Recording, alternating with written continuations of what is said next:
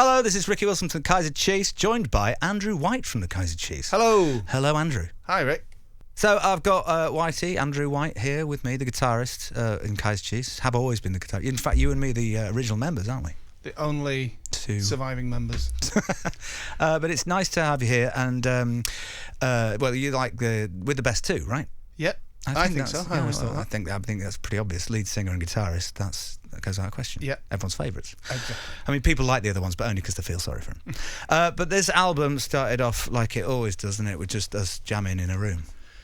Yes. Yes, it's been a long time coming, hasn't it? It's been, 4 or 5 years since our last album? Do you think that's when we're at the best, when we're just in a room together making a racket?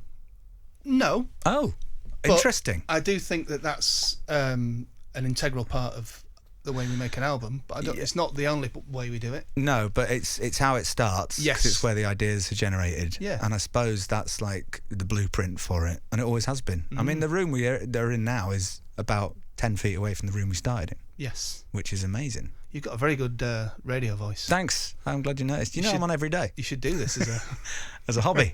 I do. But so what we do is we get in a room and we just make a load of noise, and then we've got a lot of files, which then Simon, let's say the third best one, he organises it, doesn't he?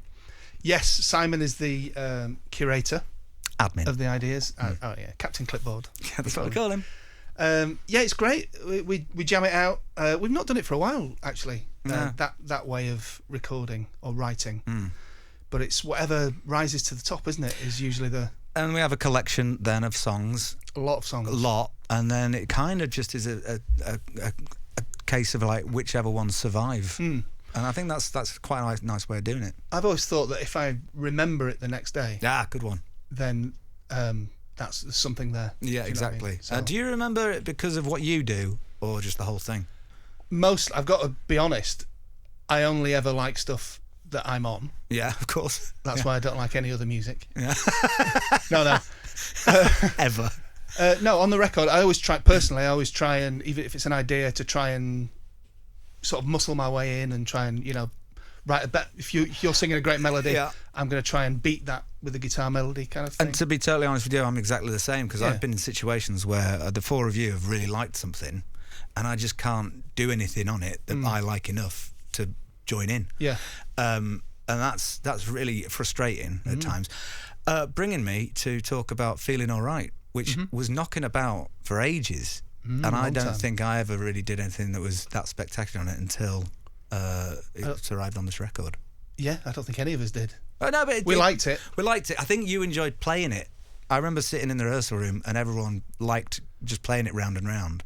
We didn't know what to do with it, did we? We had 80% of it written. Which is where Nile Rodgers comes in, because I played him some stuff in the studio, and that one he picked out specifically, possibly because it's quite Nile Rodgers-y. Yeah, it's quite sort of that, yeah. And it was quite intimidating being in the room with him, but then as soon as he heard that, he was like, this is the one, and he over the next, it only took like 3 days of him like pushing it and pulling it together. And it sounded amazing when it came back. It was good, sprinkled his magic. Literally. Funk dust. When he got out that guitar, what's it called? He's famous, the Hitmaker. Right, yeah. He got the Hitmaker out and he started jamming along with it.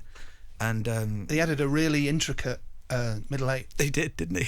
It's incredibly hard to play. Also, thanks, Nile. He wrote one of the lines of that. Right. And at first I was embarrassed singing it. Yeah. Do you know the line I mean? No. I'm so proud of this big ass ground. Oh yeah. Because that's not what you. Yeah. Not my kind of parlance, that is it? No, it's not. No. But I thought to myself, you can't not put in a lyric written by Nile Rodgers. Yeah. No, he definitely took it to a different level. However, do you remember when we didn't put in a lyric by David Bowie?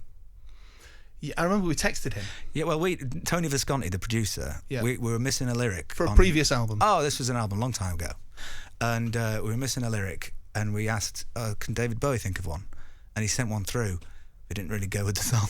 Was it something to do with a lake or a puddle? It was these waters aren't going to muddy themselves. So maybe we'll save that for the next record. That's terrible. You can't say that. It's Bowie. Yeah, but not everything he did. Even he would say, not everything I do is brilliant. I think you can't say that anymore. I think you'd have to just admit that he's the best. Okay, it was brilliant. It was brilliant. So the ninth album, These Waters Aren't Going to Muddy Themselves. Ricky Wilson still here with Andrew White, the guitarist from the Kaiser Chiefs. Chiefs. I can say that. I And can say also what I like. Chiefs. I'm in them. And also Chiefs. This album, the 8th album, I've been doing a lot of interviews about it, and people always say, how's it different from the other ones? And to be, in all honesty, I think we've made them all differently. Yeah, I think, they're all definitely different. Are we running out of ways to do it? No. We're good. It's the kind of a fun way. It's not my ideal way of doing it. What is your ideal way of doing it? Because it's probably matching mine. Shall I go first, like Mr. and Mrs.? Yes, go on. I'd like to, one day, hire a building and live there for 2 months. And do it. Just do it. And then never have to... Right. Yeah. I'd like to go in with nothing. Oh, of course I'd have... clothes. We don't do it naked. Go in, I'd have some notes. It's an idea. I'd have some notes on my phone, but not go in with any songs. But at the end of the 2 months, it's done. I agree. I would say I would go in with nothing. Yeah, but I would have 20 ideas in my back pocket. Exactly. But I'd like to do that as well. But this one we didn't do like that. Well, let's do it. All right. Anyway, let's not talk about the 9th one. Okay, let's talk about the 8th one. I think it differs because, I've been living down in London doing this job, so I wasn't available as much to be in the room with you lot. So you'd be doing it, the 4 of you. You think we were? Were you just having sandwiches? We weren't really doing much either. Really? Yeah. Okay. Well, you managed to get a lot done. I think working with Amir Amir as the 6th member. Yeah, Amir Or 7th. Moore, who used to be in Rudimental and now Moore, is a fantastic producer. He's really he took it on board, didn't he? All our ideas and... He did, and also he was really excited about making the record. And although we are excited, but we're very bad at showing it. Yeah, it's weird that, isn't it? Yeah, I know. I think it's probably why we've been going for so long. I'm excited today. This is me really excited. It looks incredible. But he made me feel more excited having someone else on board that was like new and exciting and kind of had an outsider's perspective of what we are. Yes. And I really like that. Definitely. Yeah, he's brilliant, and he really made this record alive. Yes, well done, Amir. I think, yeah. But well done, all of us as well. Mostly Amir. We'll bring something to the table. Yes. Whether it's left there is by the by. Yes. So that's the way it's differed. We had Amir and Moore on board. Yeah, I think we chose the right guy at the right time. I do and too. I think you can definitely tell he's added a flavour to the songs that we could never add. I saw a list the other day of the top 15 producers of all time, and we worked with 5 of them. Wow, that's quite a good level. Stephen Street must have been in there. Stephen Street was in there. Visconti was in there. Ethan Johns, was he in there? Ethan Johns was in there. Yeah. Oh my God. Yeah. Yeah, we've done them all. We've done them all. I can't remember. Mark Ronson. Mark Ronson was not in there. Oh. But he will be next year after he's won more Oscars. Has he won an Oscar? He's won an Oscar. He won that for the Shallows from that Lady Gaga film. Star, what's it called? Star is Born. Star is Born. He won an Oscar for that, and then this year he's got 2 songs in the running for Best Song. Wow. From Barbie film. He's the gift that keeps on giving. Yeah. I wish he'd done that for us. I wish he'd done that for us. I wish I had an Oscar. Do you remember when he was recording Amy Winehouse James Bond theme at the same time as us? Yeah. And Amy Winehouse James Bond theme, which never came out. But I remember what it was called. He would never bring her in, would he? No. Should we get Amy on the record? No. That's true. Yeah. So it differs and it doesn't. Yes. Exactly. Love it.